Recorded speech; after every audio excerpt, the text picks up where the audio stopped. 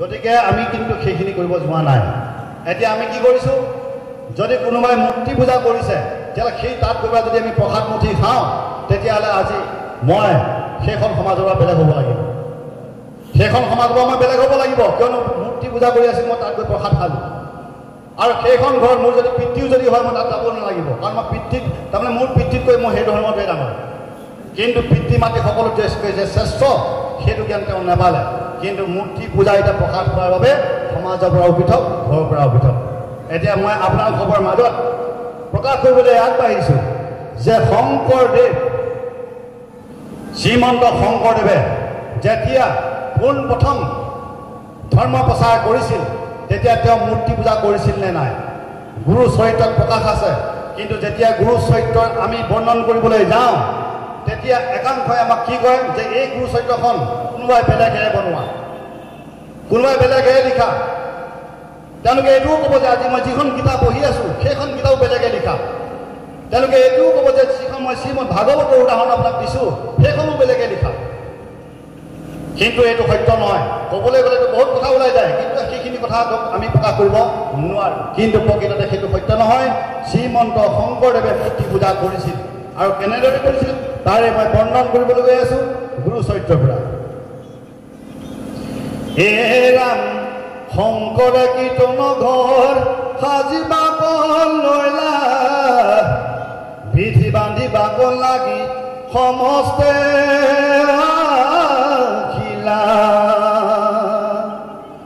আপুনি শংকৰে পাছে পুৰক ধৰিলা পৃথিৱীত চতুৰ্ভুজ মূৰ্তি ধৰিলা গুৰু চৰিত্ৰৰ তৃতীয় খণ্ডত আছে আপোনাৰ পদ নম্বৰ 1616 আপোনাক স্পষ্ট হিচাপে প্ৰকাশ কৰিছোঁ ইয়াত কৈছে যে যেতিয়া শংকৰে কীৰ্তন ঘৰ সাজিবলৈ যায় তেতিয়া তেওঁ যেতিয়া কোৰ ধৰিছিল সেই কোৰ ধৰোঁতে তেওঁ কি কৰিছিল এটা চতুৰ্ভুজাৰ মূৰ্তিক দেখা পাইছিল তাৰ চতুৰ্ভুজাৰ মূৰ্তি কাৰ আছিল শ্ৰীহৰি ভগৱন্তৰ এই ৰাম শিলৰ প্ৰতিমাখন কলাৱাতি খয় চিকিমিক কৰে গাঁও অধিক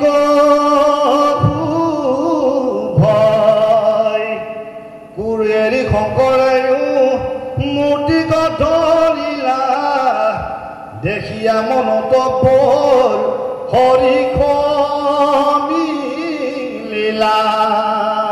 শ্ৰীমন্ত শংকৰদেৱে সেই মূৰ্তি দেখাৰ লগতে কি হ'ল সুন্দৰভাৱে বহুত শ্ৰদ্ধাৰে আদৰেৰে সেই মূৰ্তিক তেওঁ কি কৰিছে উঠাই লৈ আহিছে সেই মূৰ্তিটো কি আছিল বা সেই প্ৰতিমাটো কি আছিল শিলৰ প্ৰতিমা বুলি প্ৰকাশ কৰিছে ইয়াত কি বুলি প্ৰকাশ কৰিছে শিলৰ প্ৰতিমা কলা বৰণৰ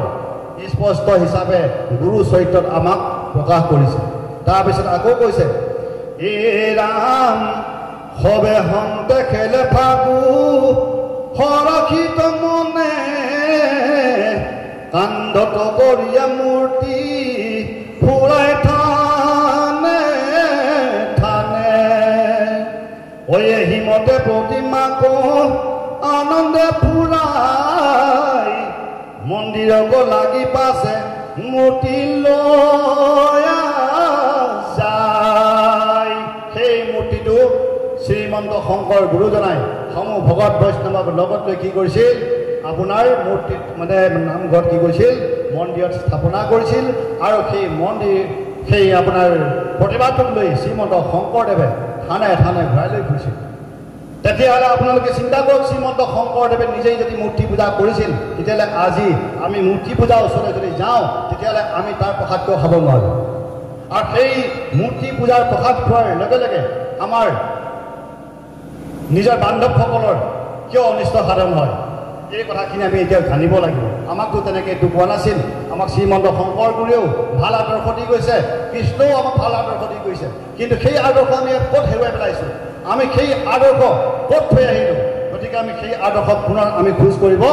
লাগিব যিটো আমাৰ পৰম সনাতন ধৰ্মৰ পূৰ্বৰ পৰাই আছিল ভৱিষ্যতলৈও থাকিব গতিকে আমি সেই পৰম যিটো আমাৰ মূল ধৰ্ম সেই ধৰ্মক আমি খোজ কৰিব লাগিব গতিকে আমি মূৰ্তি নিন্দা কৰিব নালাগে কিয় মূৰ্তিৰ নিন্দা কৰিব নালাগে এই কথাষাৰ আমাক শ্ৰীমন্ত শংকৰ গুৰুজনাই কীৰ্তন ঘোষাত উৰেষা বৰ্ণনাত সম্পূৰ্ণভাৱে বিস্তাৰভাৱে আমাক জ্ঞান দি থৈ গৈছে আপোনালোকে মূৰ্তিৰ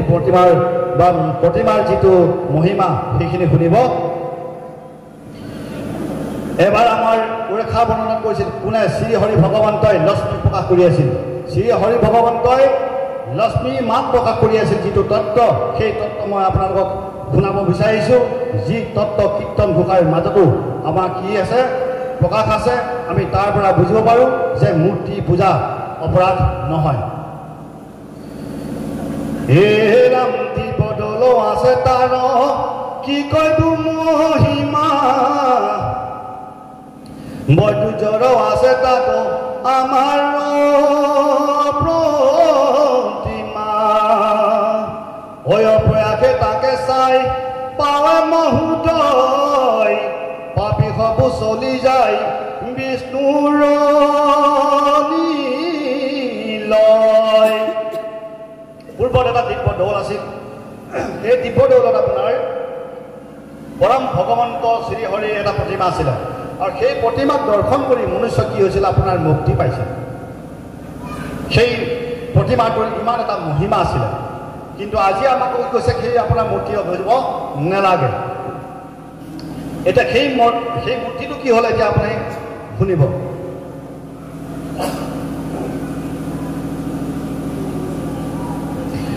এৰাম পাপী অপাপী তাক অপৰাধে চালে হয়ৰাম তোমাৰ প্ৰসাদে স্থান সে তো দিবে পাবে হয়ৰাম মোৰ অধিকাৰ ভয় সকলে লুপুত হয়ে নজানি প্ৰতিমাক কৰিও গুপুত এই বাণীটো কোনে ক'লে যমৰাজাই ক'লে যমৰাজাই কি ক'লে যে হে প্ৰভু শ্ৰী হৰি ভগৱন্ত আপোনাৰ এই প্ৰতিমাটো দৰ্শন কৰি সকলো বৈকুণ্ঠলৈ গৈ আছে গতিকে মইতো যমৰাজা মোৰ জমানত কোন থাকিব মোৰ জমানত কোনো নাথাকিব গতিকে হে প্ৰভু শ্ৰী হৰি এটা কাম কৰক আপোনাৰ এই প্ৰতিমাটো লুপ্ত কৰি দিয়ক লুকুৱাই পেলাওক নহ'লে মোৰ জমানত কোনো নাথাকে এইটো যমৰাজাই শ্ৰী হৰি ভগৱন্তৰ ওচৰত নিবেদন কৰি গৈছিল তেতিয়া হৰিয়ে কি কৰিলে এতিয়া তাক শুনিব হে ৰাম পাছে ময়ো যমৰায়ৰ বচনত থাকি পুতি থৈলো প্ৰতিমাক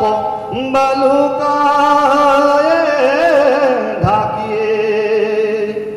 হয় পাছে দমনতৈতে অসমে ধৰ্যজি কৃষ্ণ বলভদ্ৰ সুবোধ দাৰ মূৰ্তি সাজে এই ৰাম দিব দৌল বান্ধি যেন মতে পুজি নন্দ লক্ষ্মীত কহিলা হৰি সকল বিতান্ত তাৰপিছত কি কৰিলে সেই পৰম বিশ্ব ভগৱন্তই সেই যমৰাজাৰ বাক্যত পৰি পেলাই নিজৰ মূৰ্তিটো কি কৰিলে লুকুৱাই থলে লুকুৱাই থোৱাৰ পিছত তেওঁৰ এজন পৰম ভক্ত আকৌ জন্ম হ'ল কোন ইন্দ্ৰদুম্ন ৰজা সেই ইন্দ্ৰদুম্ন ৰজাই পুনৰ সেই জগন্নাথ আপোনালোকে নিশ্চয় নাম শুনিছে সেই জগন্নাথত পুনৰ মূৰ্তি স্থাপন কৰিছিল তাৰ আজ্ঞাত শ্ৰী হৰি নাৰায়ণৰ আজ্ঞাত শ্ৰী হৰি নাৰায়ণৰ আজ্ঞাত এই মূৰ্তি স্থাপনা কৰিছিল আৰু সেই মূৰ্তিভাগ স্বয়ং নাৰায়ণ আৰু বিশ্বকৰ্মাই নিজ হাতে সজাই দিয়া মূৰ্তি তেন্তে কোনে আমাক সেই মূৰ্তি পূজা অপবিত্ৰ বুলি প্ৰকাশ কৰিছে আমি তাক খোজ কৰিব লাগিব এইটো চিৰন্তন সত্য এই কীৰ্তন ঘোষাত আমাক শ্ৰীমন্ত শংকৰদেৱে উৰেষা বৰ্ণনাত প্ৰকাশ কৰি গৈছে সেইবাবে এটা আমাৰ ভাগৱতৰ শাস্ত্ৰত আমাৰ যিবিলাক গ্ৰন্থ আছে সেই গ্ৰন্থৰ মাজত এটা ৰাজনীতি কৰিল কি শ্ৰীমন্ত শংকৰদেৱৰ প্ৰথম ৰচনা পাঠটি হ'ল কি উৰেষা বৰ্ণন কীৰ্তন ঘোষাৰ মাজত গতিকে কীৰ্তন ঘোষাৰ যি উৰেষা বৰ্ণন সেই উৰেষা বৰ্ণন কীৰ্তন ঘোষাৰ পিছফালে দি দিছে কিয় কাৰণে দিছে যাতে সেই মূল যিবোৰ তত্ত্ব সেই তত্ত্ব প্ৰথমতে যাতে প্ৰকাশ নহয় গতিকে প্ৰথম যিবোৰ প্ৰকাশ হ'ব তাকে লৈ লৈ লাহে লাহে লাহে লাহে কি হ'ব উৰেষা বৰ্ণন পাব তেতিয়ালৈকে তেওঁ কি হৈ যাব ধৰ্মান্তৰ হৈ যাব অৰ্থাৎ সনাতন ধৰ্মৰ পৰা অন্য ধৰ্মলৈ গতি কৰিব সেইবাবেহে কীৰ্তন ঘোষাৰ শেষ পৃষ্ঠাত এই উৰেখা বৰ্ণন পাঠটো তেওঁলোকে স্থাপনা কৰিছে প্ৰকৃততে শ্ৰীমন্ত শংকৰদেৱৰ প্ৰথম ৰচনা পাঠটি হ'ল উৰেখা বৰ্ণন গতিকে এই কথাখিনি আমি লাহে লাহে আমি কি কৰিব লাগিব শুধৰণি কৰিব লাগিব যদি আমি শাস্ত্ৰসমূহক যদি শুধৰণি কৰিব নোৱাৰোঁ তেতিয়াহ'লে আমাৰ সনাতন ধৰ্ম কি হৈ যাবগৈ নাশে হ'ব এইটো চিৰন্তন সত্য এতিয়া আমাক সেই শ্ৰীমন্ত শংকৰদেৱে ইমান ধুনীয়াকৈ প্ৰতিমা কথাখিনি কৈ গ'ল আৰু কিতাপত সেই প্ৰতিমা কথাখিনি কৈছে কিন্তু এতিয়া আমাক শ্ৰীমদ ভাগৱতে আকৌ কি উপদেশ দিছে তাকো আপোনালোকে শুনি লওক ভাগৱতে কৈছে ২য় স্কন্ধ হে ৰাম বেদমতে প্ৰতিমা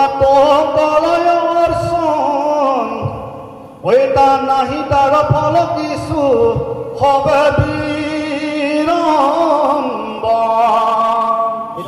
এতিয়া ভাগৱতে ক'লে যদি আপুনি প্ৰতিমা পূজা কৰে তেতিয়াহ'লে আপোনাৰ বিৰমণ কোনো ফল নধৰে এতিয়া আপুনি কোনফালে যাব এতিয়া ভাগৱতৰ আদৰ্শ ল'বনে নে কৃষ্ণৰ আদৰ্শ ল'ব নে আপুনি শ্ৰীমন্ত শংকৰদেৱৰ আদৰ্শ ল'ব এতিয়া কাৰ আদৰ্শ ল'ব আপুনি কওক আপোনাৰ সন্মুখতে আছে এইটোৱে হ'ল আপোনাৰ মায়া আমাৰ এই সনাতন ধৰ্মত মায়া বীৰ গুৰুৱে কি কৰিছে অধিষ্ঠান কৰিছে